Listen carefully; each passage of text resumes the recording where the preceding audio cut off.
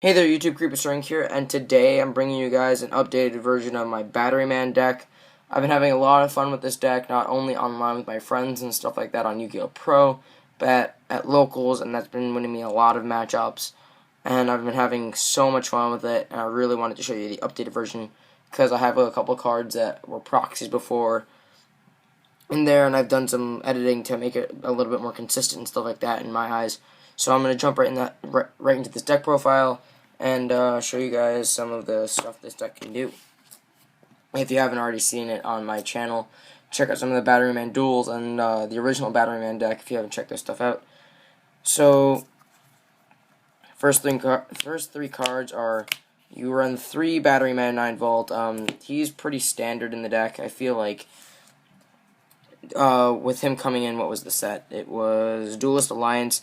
When he came in the set, he pretty much made the deck playable and really strong and really fast paced.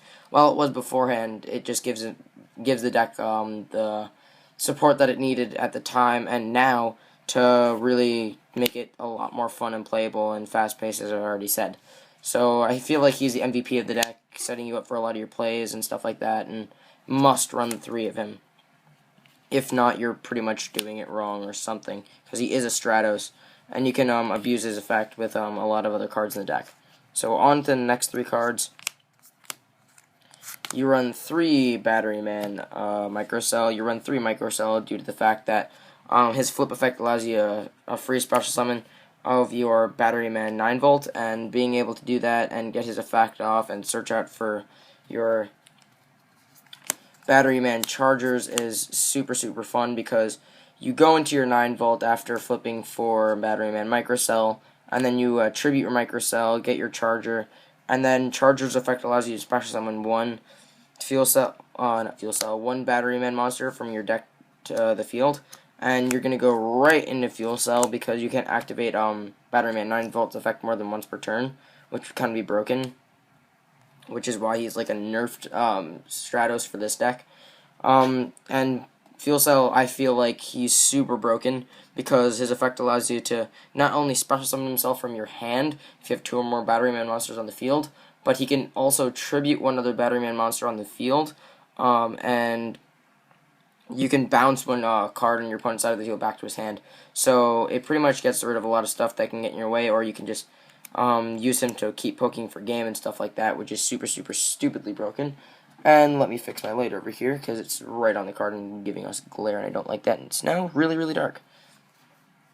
And for the last lineup of the Batteryman engine, your Batteryman Industrial Strength, you can use him for,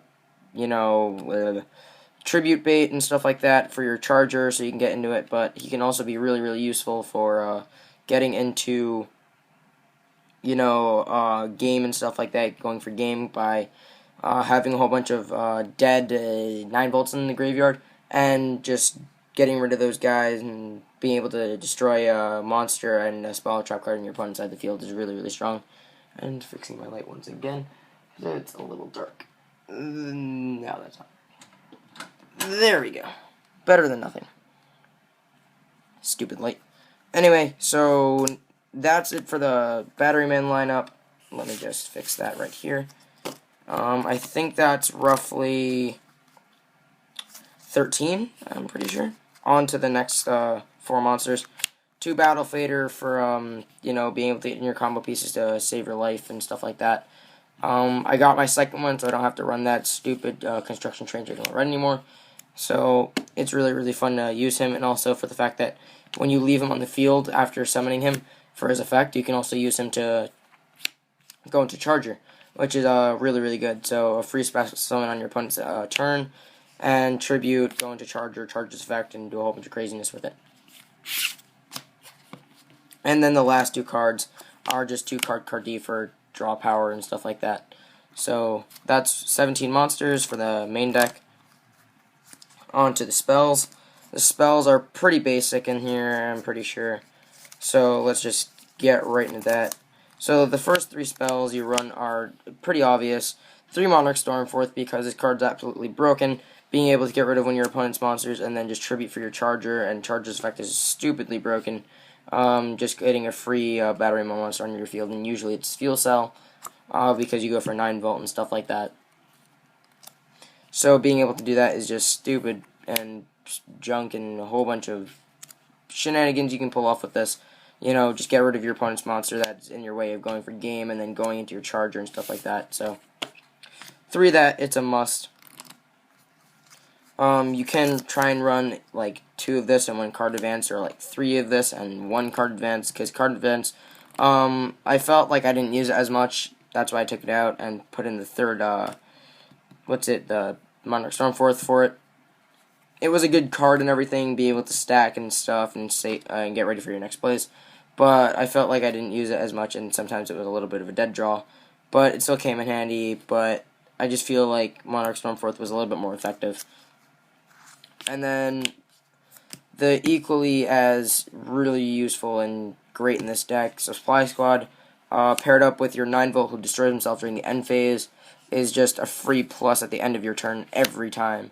And along with the fact that I've activated all 3 of these, and then have a microcell set, and people will just attack into it. I'll flip it face up, go into my 9 volt, microcell gets destroyed by battle and stuff like that. You get a free draw from that, and then all of these will activate, so that's 4 cards drawn that turn, and people just look at me just, what are you doing? And I'm just like, pluses for days.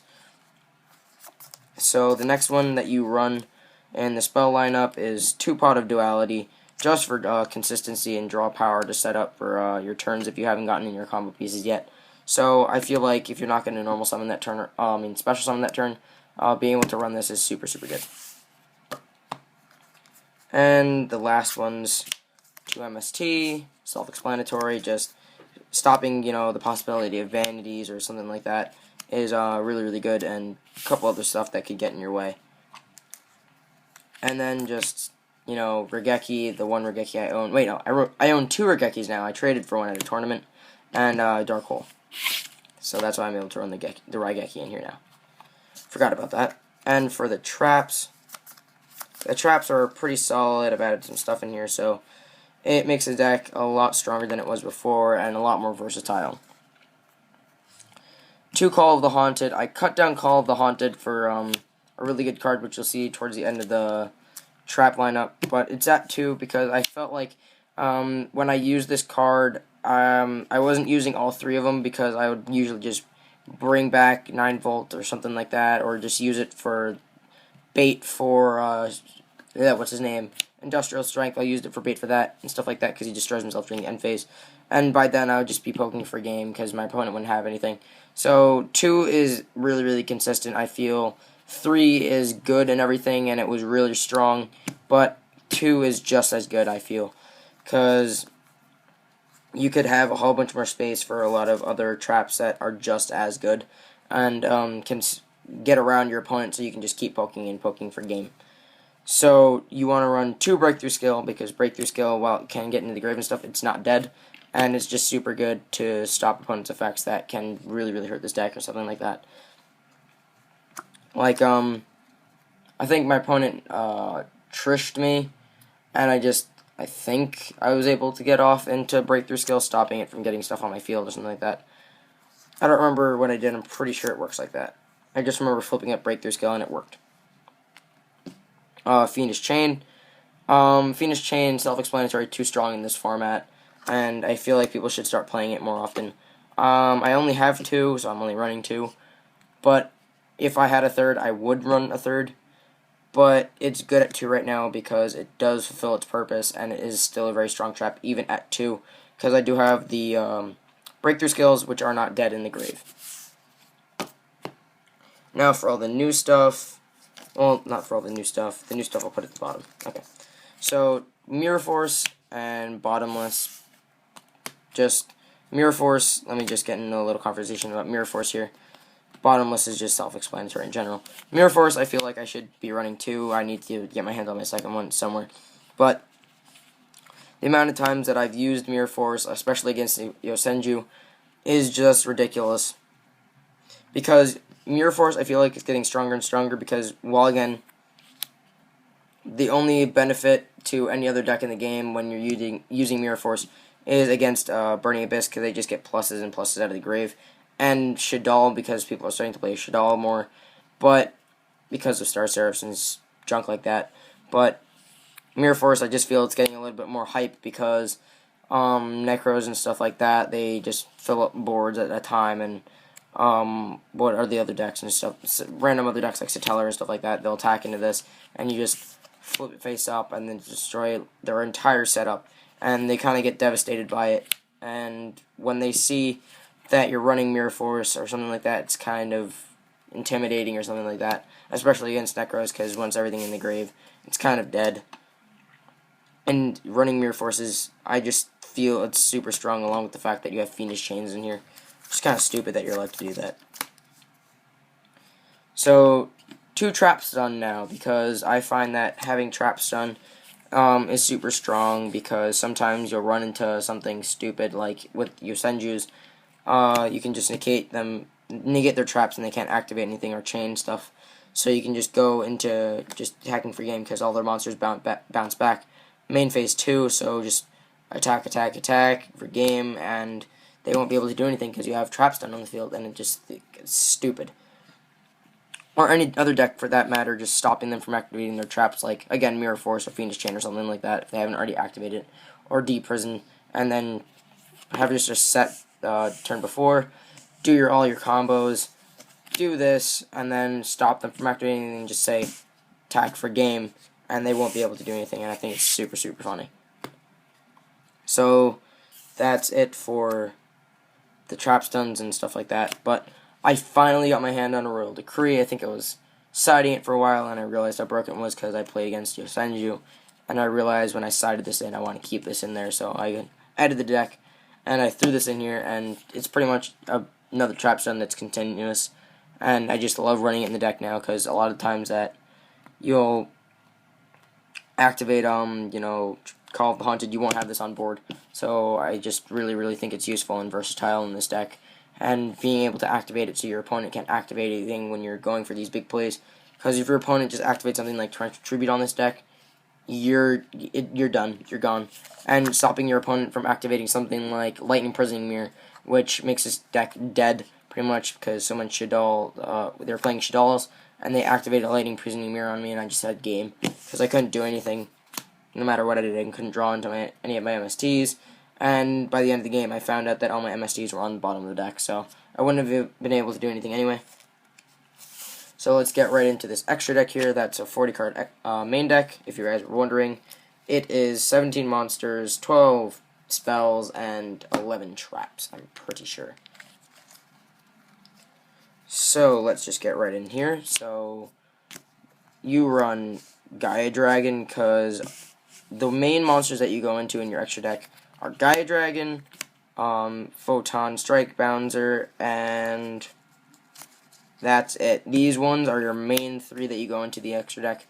More often than not, you'll just go into Gauntlet Launcher, destroy something, and then, main phase 2, or not main phase 2, destroy something with this effect, overlay into this, and then attack into something that is in defense position, and attack for a whole bunch of damage. Or you'll just go into your Photon Strike Bouncer and stop your opponent from activating effects that could hurt you. So these are the 3 ones that you go for the most. Let me just get those out of the way. And then the other ones that you can go into, which you don't go for that often, are, Pleiades, Tyrus, Durandal, and your number 61 Volcasaurus for your 5s. And then just, Rhapsody and Berserk, because he's just good. And then Diamond Direwolf, because Diamond Direwolf can be useful, because, destroy himself, destroy something. And then the side deck, which I'm not done with, Solemn Warning, Ring of Destruction, Fairy Wind, and then the 3rd Call of the Haunted. And then for the one monster I run in there, it's just Thunder Seahorse. I don't use it all that often. I've tested it out on Yu-Gi-Oh! Pro as of once or twice, and I didn't find it all that useful, but it can be if you want to just actually run 4s. but I don't, so I don't find it all that useful, but it's in there just for that situation. And then for all my tokens, there you go. Dang, Ojama Trio forced me to start playing this card. Start playing some funny tokens, because there's a burn player at our locals, and every time I play him, he kind of just slaps his tokens on my side of the field, and that's kind of annoying. So that's it for this deck profile, guys. I hope you liked it, and if you didn't, check out my other one. Check that one out, and check out the duels for it. And also, don't forget to check out Yu-Gi-Oh's channel. He comes out with videos every Wednesday, and I think I'm going to be recording something with him soon. If not, that's just me going insane. But thank you guys so much for watching this video. If you liked it, hit that like button as hard as you can, and subscribe to my channel for more Yu-Gi-Oh! And gaming videos. And as always, hope you enjoy.